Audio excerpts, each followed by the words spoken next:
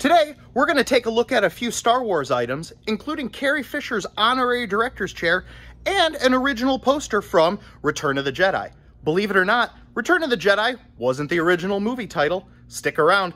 We'll talk about that some more next. Check it out.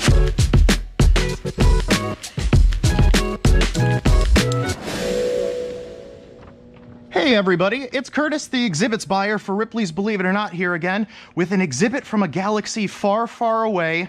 This is Carrie Fisher's Director's Chair from the third movie in the trilogy, Return of the Jedi. Now, Return happens to be my personal favorite, so I really like this exhibit. Comment down below what your favorite Star Wars is. I know a lot of people like Empire. This one is my particular favorite, really wraps up the trilogy.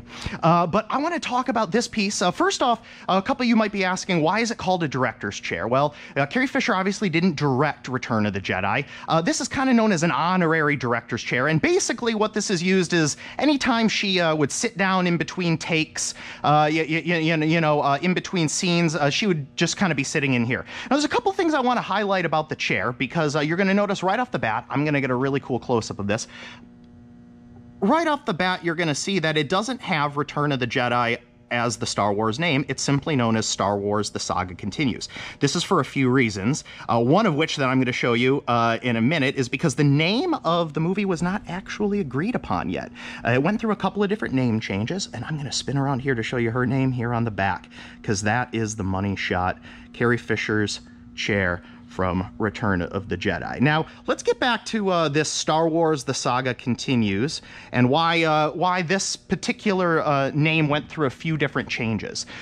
Before we dive completely into that, I do think you guys will like this. This is a picture of Carrie Fisher in the director's chair with Mark Hamill on the set. You can tell right off the bat that a lot of fun times happened in this chair. This was just something that they would use in between takes and whatnot on the set. But for those of you who are true Star Wars fans, I think you're going to know the answer to this. But does anybody know what the original title was for Return of the Jedi?